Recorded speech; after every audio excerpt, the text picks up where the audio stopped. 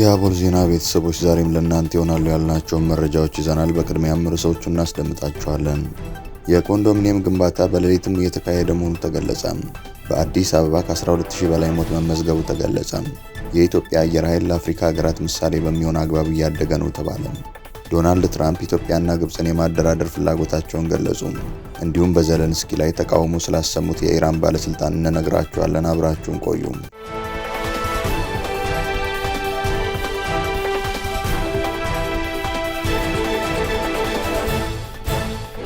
ሰላም ጤና ይስጥልን። ይህ አቦል ዜና ነው። ክቡራን አድማጭ ተመልካቾቻችን ሰላማችሁ ይብዛ፣ ጤና፣ ፍቅር፣ ደስታ በእያንዳንዳችሁ ጎጆ ይግባ። ትኩሱን እፍታውን ለእናንተ ለተከበራችሁት ይዘን መጥተናል። ቻናላችንን ላይክ፣ ሼር እና ሰብስክራይብ በማድረግ አጣጥሙልን፣ ለወዳጅ ዘመድም አጋሩልን። እናመሰግናለን። ዶናልድ ትራምፕ ኢትዮጵያና ግብፅን የማደራደር ፍላጎታቸውን ገለጹ። የአሜሪካው ፕሬዝዳንት ዶናልድ ትራምፕ በኢትዮጵያና በግብፅ መካከል በታላቁ የህዳሴ ግድብ ዙሪያ ያለውን ለረጅም ጊዜ የዘለቀ አለመግባባት ለመፍታት የሁለቱን ሀገራት መሪዎች የማገናኘትና የማደራደር ፍላጎት እንዳላቸው አስታውቀዋል። ይህ የትራምፕ አዲስ እንቅስቃሴ ጉዳዩን እንደገና ወደ ዓለም አቀፍ የዲፕሎማሲ ጠረጴዛ መልሶታል።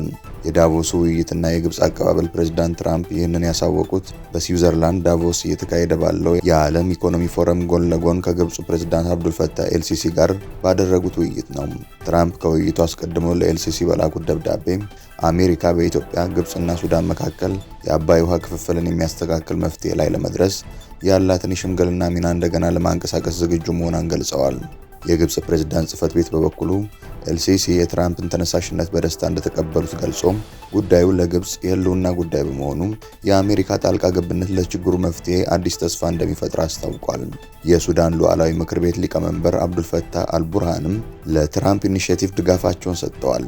የዓለም አቀፍ ህግ ባለሙያ የሆኑት ዶክተር መሐመድ መራን እንደሚሉት የትራምፕ ደብዳቤና አሁን የተነሳበት ጊዜ ድንገተኛ አይደለም። እንደሳቸው ትንታኔ የህዳሴው ግድብ ጉዳይ አሁን ከግንባታ የማስቆም ደረጃ አልፎ ወደ ኦፕሬሽን አስተዳደር ቁጥጥር ምዕራፍ ተሸጋግሯል። ግድቡ ተገንብቶ በመጠናቀቁ አሁን ድርድሩ ይበልጥ ተጨባጭ በሆኑ የኦፕሬሽን ጉዳዮች ላይ ያተኩራል ማለት ነው። የልዩነቱ ዋና ነጥቦች ምንም እንኳን ግድቡ ቢጠናቀቅም አለመግባባቱ ወደ ይበልጥ ስሜታዊ ምዕራፍ መሸጋገሩን ባለሙያዎች ይጠቁማሉ። አሁን ያሉት ዋና የክርክር ነጥቦች አንደኛ የውሃ አለቃቀቅን መጠን፣ በድርቅ ዓመታት ኢትዮጵያ በየዓመቱ የምትለቀው የውሃ መጠን ምን ያህል ይሆናል? ሁለተኛ የክትትል ዘዴዎች፣ የጋራ የሆኑ የክትትልና የማስተባበር ስርዓቶች እንዴት ይዋቀራሉ? ሶስተኛ ህጋዊ አስገዳጅነት፣ ኢትዮጵያ ወደፊት ተጨማሪ ግድቦችን ብትገነባ የሚኖረው ህጋዊ ግዴታ ምን ይመስላል? የሚሉት ናቸው። አሜሪካ እንደ አውሮፓውያን አቆጣጠር በ2019 በገንዘብ ሚኒስቴር መስሪያ ቤቷ በኩል ያደረገችው የሽምግልና ጥረት አለመሳካቱ ይታወሳል። በወቅቱ በተዘጋጀው የድርድር ሰነድ ላይ ግብፅ ብቻ ስትፈርም ኢትዮጵያ በመጨረሻው ስብሰባ ላይ ላለመገኘት ወስና ነበር። የሱዳኑ ተደራዳሪ ዶክተር አህመድ አልሙፍቲ የአሁኑ የትራምፕ ሙከራ ከቀድሞ የተለየ ውጤት ያመጣል ብለው እንደማይጠብቁ ይገልጻሉ። እንደሳቸው ገለጻ የችግሩን ብርት ኢትዮጵያ በራሷ የተፈጥሮ ሀብትና በራሷ ገንዘብ በምትገነባው ፕሮጀክት ላይ የብቻ ውሳኔ መብት ሶቨሪን ራይት አለኝ ብላ ማመኗ ነው ይላሉ። ኢትዮጵያ የወደፊት የውሃ አጠቃቀምን የሚገድብ ቋሚና አስገዳጅ ስምምነት ከመፈረም ይልቅ በየደረጃው የሚታደሱ ከፊል ስምምነቶችን ትመርጣለች። አዲስ አበባ እንደምትከራከረው በግብፅና ሱዳን የሚቀርቡት ረቂቅ ስምምነቶች የኢትዮጵያን ፍትሐዊ የውሃ ድርሻ የሚቀንሱና የወደፊት የልማት ፕሮጀክቶቿን የሚያስተጓጉሉ ናቸው። ጋዜጠኛ አንዋር ኢብራሂም በበኩሉ ድርድሩን ወደ ዋሽንግተን መውሰድ ነገሮችን ከማወሳሰብ ባለፈ መፍትሄ እንዳላመጣ አስታውሶ አሁንም ልዩነቶች ቴክኒካዊ ቢመስሉም ፖለቲካዊ መልክ እንዳላቸው ይገልጻል። ፕሬዝዳንት ትራምፕ በደብዳቤያቸው የውሃ ሀብትን የትኛውም ሀገር በብቸኝነት ሊቆጣጠረው አይገባም በማለት አለመግባባቱ ወደ ወታደራዊ ግጭት እንዳያመራ አስጠንቅቀዋል። ዶክተር መራን ለግብፅ ውሃ የቅንጦት ሳይሆን የህልውና ጉዳይ በመሆኑ ስጋቱ ተጨባጭ ነው ይላሉ። በሌላ በኩል አንዋር ኢብራሂም የኃይል እርምጃ ዛቻ መፍትሄ እንደማያመጣና አሜሪካ ሚዛናዊ የሆነ አካሄድ ካልተከተለች የሽምግልና ጥረቱ ለአንዱ ወገን ያደላ ሊሆን እንደሚችል ያስጠነቅቃሉ። ትራምፕ አሁን በጀመሩት ሂደት ሁለቱም መሪዎች ማገናኘት ይችላሉ ይሆን? ከተገናኙስ ኢትዮጵያ የሉዓላዊነት ጥያቄዋን፣ ግብፅ ደግሞ የውሃ ደህንነት ስጋቷን የሚያስታርቅ መፍትሄ ይገኝ ይሆን የሚለው የጊዜ ጉዳይ ይሆናል። በአዲስ አበባ ከ12000 በላይ ሞት መመዝገቡ ተገለጸ። የአዲስ አበባ የሲቪል ምዝገባና የነዋሪነት አገልግሎት ኤጀንሲ በከተማዋ በ6 ወራት ውስጥ 12016 ሞት መመዝገቡን አስታውቋል።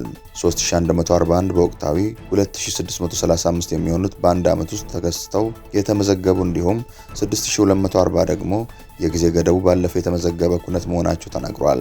የኤጀንሲ ዋና ዳይሬክተር አቶ ዮሴፍ ንጉሴም በበጀት ዓመቱ የመጀመሪያ አጋማሽ 6 ወራት የተከናወኑ ዋና አፈጻጸሞችን መገምገሙን አስታውቋል። ሌላው 182 ጉዲፈቻ ምዝገባ የተከናወነ ሲሆን 99 በወቅታዊ 51 የጊዜ ገደቡ ባለፈ እንዲሁም 19 በዘገየ የተመዘገቡ መሆናቸውን ገልጸዋል። በ6 ወር አፈጻጸም 236874 ልደት ምዝገባ የተደረገ ሲሆን 41194 ህጻናት እንደተወለዱ የተመዘገቡ ናቸው። 13974 ህጻናት በተወለዱ በ90 ቀናት እንዲሁም 101519 ህጻናት ደግሞ ትምህርት ቤቶች ላይ በተደረገ ንቅናቄ የተመዘገቡ መሆናቸው ተገልጿል።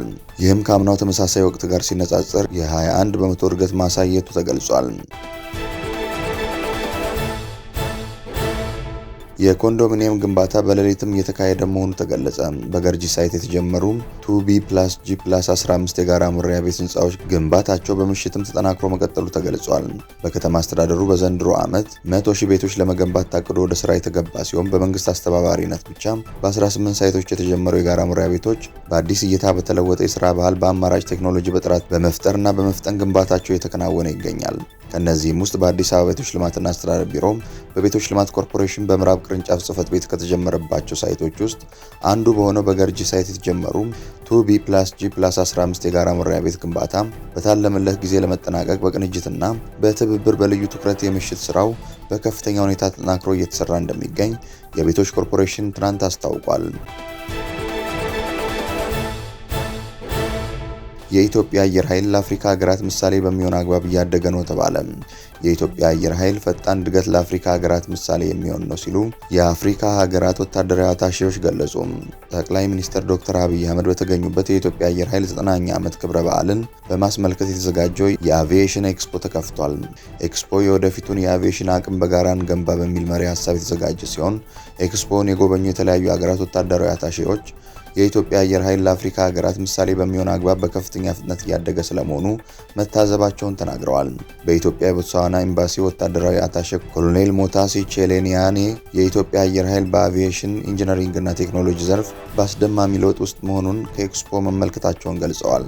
አየር ኃይሉ በተለይም ጥገናን ጨምሮ በተለያዩ የዘርፉ ቁልፍ የምህንድስና ተግባራት ራሱን ለመቻል እያከናወነው ያለው ስራ የሚደነቅ መሆኑን አንስተው በርካታ የአፍሪካ ሀገራት ከዚህ ልምድ መውሰድ እንዳለባቸው ተናግረዋል። በኢትዮጵያ የናሚቢያ ኤምባሲ ወታደራዊ አታሼ ማካንዚ ቼቤራም እንደገለጹት ባለፉት ጊዜያትም ሆነ አሁን ላይ የኢትዮጵያ አየር ኃይል የራሱንና የአፍሪካን አቅም ለማሳደግ ጥረት እያደረገ ነው።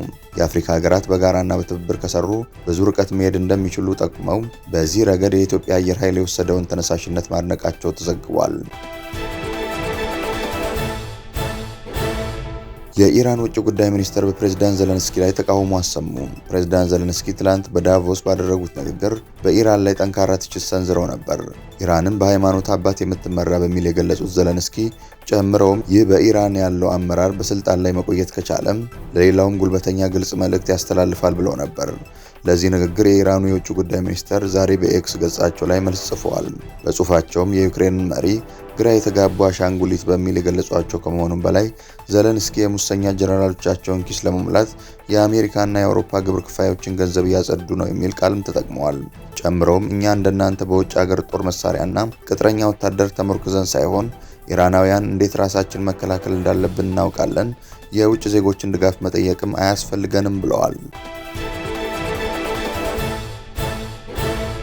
ክቡራን አድማጭ ተመልካቾቻችን ስለተከታተላችሁ እናመሰግናለን። የደወል ምልክቷን በመጫን አቦላችንን በትኩሱና በፍታው ሁልጊዜ እንዲደርሳችሁ አድርጉም።